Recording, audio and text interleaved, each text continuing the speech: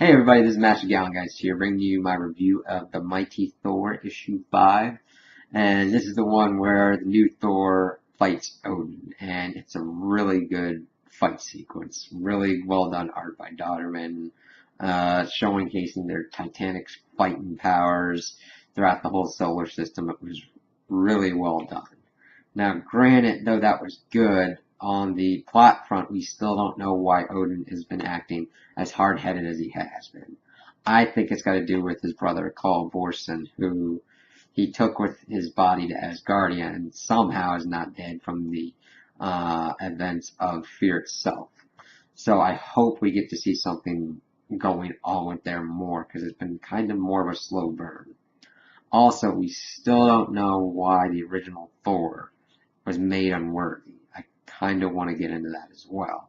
And speaking of the Odin son, it's been a while since we've seen him, and he doesn't come in until the end, and he's somewhere captured by people we don't know, and he's near the hammer of Ultimate Thor. So I'm kind of wanting to see what's going to be going on with that. Now, while the fight between the new Thor and Odin's going on, Freya, who at the time before this fight started, she was being tried with treason by Odin. And right when he was about to get to sentencing, Thor and Loki came in, and Thor took him off to have their little brawl. So Freya's leading a contingent group against Cole's Thunder Guard, and he's trying to imprison them and everything for what they're doing.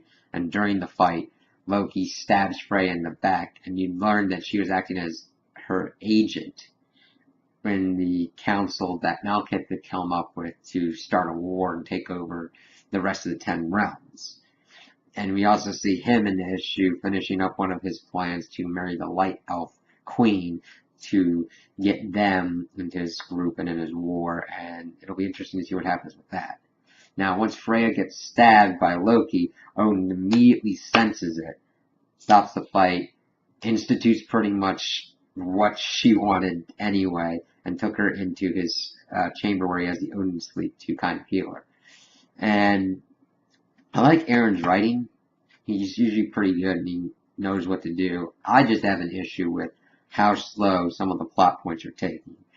Granted, I know that there's been events and everything, there's secret wars and everything, but we really need answers to questions. Why is Thor unworthy? How is the ultimate Thor hammer going to play into the effect?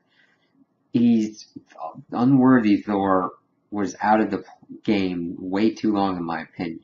Granted, you got a lot of casting characters, and I understand you kind of want to focus on Jane Foster's Thor to kind of build it up, but he needs to be in there because I think it's an important part. He kind of gets focused on like certain parts that he wants you to focus on, I think, and it's a little bit kind of a pet peeve of mine because it's like, okay, you've got this awesome plot point over here and you haven't moved it forward yet. What's going on? There's so much stuff you could do with that. You could create tension between the Odin son and the new Thor. You could do other stuff with it. I just want to see more done with that. But overall, I really recommend it because the artwork's really great. There's really good dialogue, and stuff seems to start be moving. We're kind of gonna see kind of what happens, and I'm really liked it.